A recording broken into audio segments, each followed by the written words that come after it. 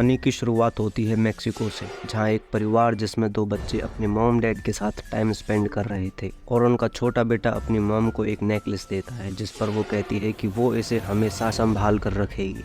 खेल ही खेल में छोटा बेटा देखता है कि उसकी पूरी फैमिली अचानक से गायब हो गई है। वो उन्हें ढूंढता हुआ वहां से जंगल में आ जाता है और देखता है कि उसकी मॉम अपने चेहरे पर एक कपड़ा ढककर उसके बड़े भाई को डुबाकर मार रही थी। फिर वो छोटे बेटे की तरफ बढ़ने लगती है। वो वहां से भागने की बहुत कोशिश करता है पर उसकी मॉम उसे पकड़ लेती है। फिर सीन शिफ्ट होता है लॉस एंजलिस में, जहां एक सिंगल मदर एना अपने काम और बच्चों को अकेले संभाल रही थी। उसका हस्बैंड पुलिस में था जो कि शहीद हो चुका था। एक दिन वो लेट हो जाती है, उसे खुद भी टाइम से जॉब पर जाना था और जल्दी से बच्चों को भी स्कूल के लिए तैयार करती है, पर फिर भी उनकी बस निकल जाती है। वो पहले से ही लेट थी और अब उसे बच्चों को भी स्कूल छोड़ना होगा। एना ऑफिस के लिए लेट हो जाती है और उसका बॉस उसके कुछ केसेस को किसी और को दे देता है, पर वो इसका विरोध करती है, स्पेशली उस मैक्सिकन मदर के केस के लिए जिसे सॉल्व करने के लिए वो बेहद करीब थी। और एना की एजेंसी को पता चलता है कि मैक्सिकन मदर के दो बच्चे बहुत दिनों से एक स्कूल से गायब हो गए थे और इस पर एना कहती है कि इस केस को वो खुद ही सॉल्व करेगी। एना की बात मानकर उसका बॉस उसे दो पुलिस ऑफिसर्स के साथ मैक्सिकन मदर के घर जाने की परमिशन दे देता है। वो जाकर डोर नॉक करते हैं और अंदर से वो मैक्सिकन मदर झांकती है। वो बहुत डरी हुई थी, जिस पर एना कहती है कि उसके बच्चे ठीक हैं, वो उन्हें ढूंढ लेंगे। पर वो मदर सिर्फ एना को ही अंदर आने देती है। वो देखती है कि अंदर बहुत सारी कैंडल्स जली हुई थी और सारी खिड़कियों को भी ढका हुआ था। ये सब देखकर एना सोचती है कि शायद ये फिर से शराब पीने लगी है, पर वो एना को चुप करके वहां से चली जाती है। और उसके जाने के बाद एना का ध्यान एक बंद दरवाजे की तरफ जाता है जिस पर एक बहुत बड़ी आंख की ड्राइंग बनी हुई थी। वो डरी हुई सी उस डोर को नॉक करती है। तभी अचानक से मदर उसके पीछे आ जाती है और वो चिल्लाकर कहती है कि उसे मत खोलो, वहां से दूर हट जाओ। वो एना पर हमला कर देती है। आवाज सुनकर बाहर से पुलिस ऑफिसर आ जाता है और वो मदर को पकड़कर दूसरे रूम में ले जाता है। एना खड़ी होती है और उसके हाथ में चाबियां थी जो उसने मदर के नेकलेस से पकड़ ली थी। वो डोर अनलॉक करती है और देखती है कि उसके दोनों बच्चे अंदर बैठे हुए थे। वो बहुत डरे हुए और भूखे प्यासे अंदर थे और कह रहे थे कि वो उससे बहुत डरते हैं, जिस पर एना सोचती है कि शायद ये अपनी मॉम की बात कर रहे हैं। एना उन्हें हॉस्पिटल लेकर जाती है और उन्हें विश्वास दिलाती है कि वो अब सेफ हैं। तभी उसकी नज़र बच्चों की कलाई के निशान पर जाती है, जिस पर वो कहते हैं कि ये निशान उसी ने बनाए हैं। और इस बार भी एना सोचती है कि वो बच्चे अपनी मॉम की ही बात कर रहे हैं। घर आकर एना देखती है कि उसका बेटा उसके हस्बैंड के ऑफिस में खेल रहा था। वो एक पुलिसमैन का रोल कर रहा था क्योंकि वो अपने डैड को बहुत मिस करता था। और ये सब देखकर एना भावुक हो जाती है। दूसरी तरफ उस मैक्सिकन मदर के दोनों बच्चे सो रहे थे। तभी उनमें से एक नींद में चलने लगता है और दूसरा उसका पीछा करते हुए अंधेरे में चला जाता है और वो एक लेडी की तरफ इशारा करता है जो उनकी तरफ आ रही थी। उसी रात एना के पास कॉल आती है कि दोनों लड़के नदी के पास मरे हुए मिले। ये न्यूज़ सुनकर वो कांप जाती है और कोई भी चॉइस ना बचने पर वो अपने बच्चों को कार में लेकर क्राइम सीन पे पहुंच जाती है और अपने बच्चों को कहती है कि कार से बाहर मत निकलना। एना एक डिटेक्टिव से बात करती है जो उस केस को हैंडल कर रहा था और वो बताता है कि दोनों बच्चों की मौत डूबने से हुई है और इसके लिए एना खुद को ब्लेम करने लगती है। डिटेक्टिव उससे कहता है कि इसमें उसका कोई दोष नहीं है। कुछ देर बाद वो मैक्सिकन मदर वहाँ रोती हुई आती है और एना पर चिल्लाने लगती है और वो एना को ब्लेम करने लगती है कि उसी की वजह से ला लोरेना उसके बच्चों को ले गई। ये सुनकर एना कंफ्यूज हो जाती है और बाकी पुलिस ऑफिसर्स मैक्सिकन मदर को कार में बिठा देते हैं। तभी एना का लड़का कार से बाहर आकर क्राइम सीन तक पहुंच जाता है और वो नदी के किनारे उन दोनों डेड बॉडीज को देखने लगता है। तभी उसे पीछे से किसी के रोने की आवाज़ आने लगती है और वो उसकी तरफ जाने लगता है। जैसे ही वो औरत उसकी तरफ बढ़ती है वो भागकर आके कार में बैठ जाता है। वो कार को अंदर से लॉक कर लेता है पर खिड़की में उसे उस औरत का रिफ्लेक्शन दिखाई देने लगता है। वो कार अनलॉक करने की कोशिश करती है पर वो उसे ऐसा करने नहीं देता और तभी एना के वहाँ आते ही वो औरत वहाँ से गायब हो जाती है। फिर कुछ दिन बाद एना उन लड़कों के फ्यूनरल में जाती है। वो प्रीस्ट से पूछती है कि कौन है ये ला लोरेना और तब वो उसे उसकी कहानी बताना शुरू करते हैं। कई सेंचुरीज पहले मैक्सिको में एक बहुत सुंदर लड़की थी जिसने एक अमीर लड़के से शादी की थी और उनके दो बच्चे थे। लेकिन कुछ सालों बाद उसे पता चलता है कि उसके हस्बैंड का कहीं और अफेयर चल रहा था और इसी बात के गुस्से के चलते वो अपने दोनों बच्चों को मार देती है। और जब बाद में गुस्सा शांत होता है तो गिल्ट की वजह से खुद की भी जान ले लेती है। उसकी आत्मा को हमेशा भटकने का श्राप मिलता है और तभी से उसका नाम वीपिंग वुमेन पड़ गया।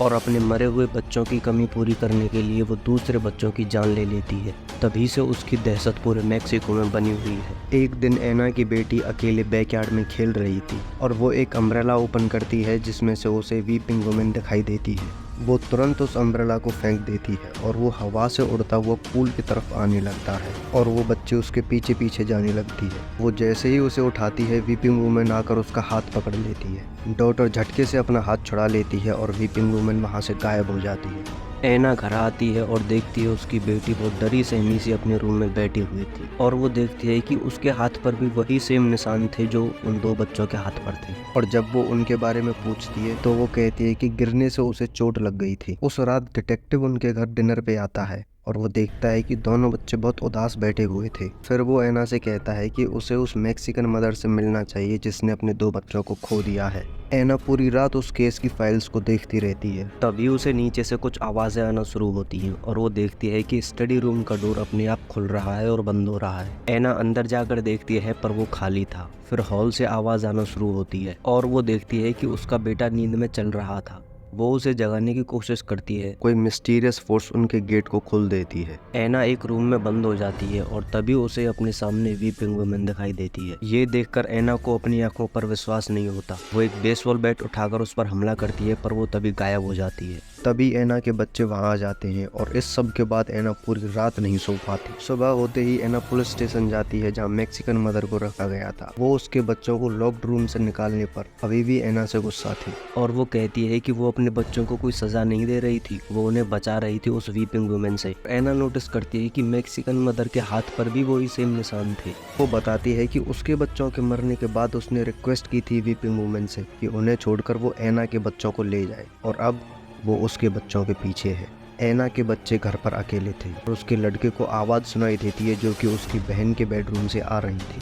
वो उसमें खुली हुई खिड़की को बंद करने जाता है पर तेज हवा उसे पीछे फेंक देती है। हवा से पर्दे उड़ते हैं और वो देखता है कि उनके पीछे वीपिंग वुमेन खड़ी थी। वो तुरंत वहाँ से भाग जाता है पर वीपिंग वुमेन आकर उसे सीढ़ियों से धक्का मार के गिरा देती है। एना घर आकर उसे हॉस्पिटल लेकर जाती है। उसके हाथ में चोट आई थी और उसकी कलाई के निशान देखकर डॉक्टर को लगता है कि शायद एना ने ही उसके साथ मारपीट की है, जिसके चलते वो एना की फैमिली पर नजर रखने के लिए चाइल्ड अब्यूज डिपार्टमेंट को कॉल कर देता है। वो आते हैं और देखते हैं कि दोनों बच्चों के हाथों पर वो निशान बने हुए थे, जिससे उनका शक और बढ़ जाता है। पर उसके बच्चे उन्हें समझाने की कोशिश करते हैं कि ये निशान उनकी मोम की वजह से नहीं हुए हैं। उसी रात एना की बेटी नहाने गई थी और उसे लगा कि शायद उसकी मोम आकर पीछे से उसके बालों में शैम्पू लगा रही है, पर वो वीपिंग वुमेन थी और वो फोर्सफुली उसे बाथ टब में नीचे डुबा देती है। आवाज सुनकर एना तुरंत भाग के ऊपर आती है और अपनी बेटी को बचा लेती है। और तभी वीपिंग वुमेन वहां आती है और वो एना पर चिल्लाने लगती है। एना बाथरूम लॉक करती है और वो अपने बच्चों को वहां से भागने के लिए कहती है। अगली सुबह एना चर्च जाकर एक प्रीस्ट से इस बारे में बात करती है। वो बताता है कि अप्रूवल्स आने में बहुत टाइम लग जाएगा और बिना अप्रूवल्स के वो उनकी हेल्प नहीं कर सकता, पर वो उसे एक इंसान के बारे में बताता है जो उसकी हेल्प कर सकता है। लेट्स कॉल हिम शेमन, जो कि पहले एक प्रीस्ट था। वो एना को बताता है कि वो जहाँ भी जाएगी वीपिंग वुमेन उसे फॉलो करेगी और वो इन दो बच्चों को अपने साथ लेकर ही जाएगी। शेमन अपना कुछ सामान इकट्ठा करता है और वो एना के घर आ जाते हैं। शेमन अपना रिचुअल स्टार्ट करता है जिसमें वो अंडों की हेल्प से वीपिंग वुमेन की प्रेजेंस को डिटेक्ट करता है। वो अपने हाथ में अंडे लेकर कुछ स्पेल्स बोलता है और फिर उन्हें टेबल पर रख देता है। वो अंडे हिलना शुरू होते हैं और फट जाते हैं। उनके अंदर से एक ब्लैक लिक्विड निकलता है और इसके बाद वो अपने घर में हर जगह शेमन का दिया हुआ सामान लगा देते हैं, जिसमें कैंडल्स, एम्यूलेट्स और एक क्रॉस जो कि मेक्सिको के एक फायर ट्री की लकड़ी पर बना हुआ था। और ये फायर ट्री उसी नदी के किनारे उगता है जहाँ वीपिंग वुमेन ने अपने बच्चों को डुबा के मारा था और ऐसा माना जाता है कि यही उसकी वीकनेस है। अंधेरा होता है, डर का माहौल बनने लगता है और पूरी फैमिली लिविंग रूम में इकट्ठा हो जाती है। उनके चारों ओर कैंडल्स जली हुई थी। शेमन उनके प्रोटेक्शन के लिए वहीं खड़ा हुआ था। शेमन बताता है कि अगर कैंडल्स फ्लिकर करने लगे तो समझ जाना कि वीपिंग वुमेन उनके सेफ्टी सर्कल को तोड़ रही है।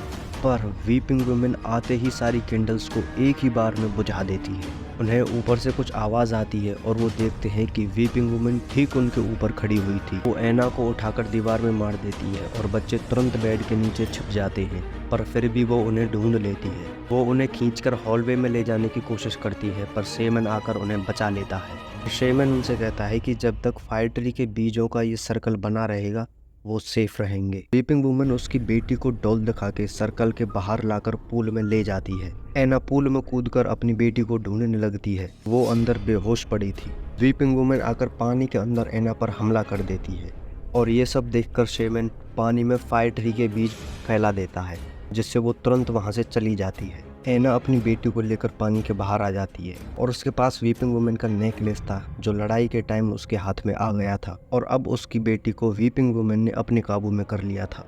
शेमन कहता है कि दोनों बच्चों को अलमारी में बंद कर दो, जैसा कि मैक्सिकन मदर ने किया हुआ था अपने बच्चों को वीपिंग वुमन से बचाने के लिए। ऐना और शेमन उन्हें बचाने के लिए पूरी रात उन पर नजर रखते हैं। और अब कहानी में ट्विस्ट आता है क्योंकि मैक्सिकन मदर गन के साथ ऐना के घर में एंट्री लेती है उसके बच्चों को किडनैप करने के लिए, जिससे वो खुद उन्हें वीपिंग वुमन को सौंपकर अपने बच्चों को उससे वापस ले ले। और इसी के चलते वो शेमन में गोली मार देती है। फिर वो वीपिंग वुमन को बुलाती है उनके प्रोटेक्टिव सर्कल को तोड़कर। वीपिंग वुमन घर में आते ही ऐना को अलग रूम में लॉक कर देती है। ऐना के बच्चे छिपने के लिए ऊपर भाग जाते हैं, पर वो वीपिंग वुमन उन्हें वहां भी ढूंढ लेती है और वो जैसे ही उनकी तरफ बढ़ती है वो लड़का उसके नेकलेस को सामने कर देता है, जिससे उसका मॉन्स्टर फेस गायब होकर ह्यूमन फेस आ जाता है और उसे अपने बेटे की याद आती है। डरी हुई डॉटर जैसे ही एक स्टेप पीछे लेती है वो गलती से मिरर पर ढके हुए कपड़े को गिरा देती है और उसमें अपना डिमोनिक फेस देखकर वो फिर से मॉन्स्टर बन जाती है। फिर मैक्सिकन मदर को रियलाइज होता है कि जो होना था वो हो चुका। क्यों ऐना के बच्चों को वीपिंग वुमन को देकर उसे उस दर्द में धकेलूं जिससे मैं गुजर रही हूँ। वो ऐना को रूम से बाहर निकालती है और अपने बच्चों को बचाने चली जाती है। तभी शेमन वहां आकर फायर ट्री क्रॉस को ऐना की तरफ फेंक देता है। ऐना उसे उठाकर वीपिंग वुमन के सीने में गाड़ देती है और फिर वो वहां से हमेशा के लिए चली जाती है। अगली सुबह पूरी फैमिली शेमन को थैंक यू कहती है उनकी जान बचाने के लिए। वो अपने घर में हंसी खुशी लौट आते हैं। That's it for today guys. Thanks for watching. Stay tuned for more stories like this.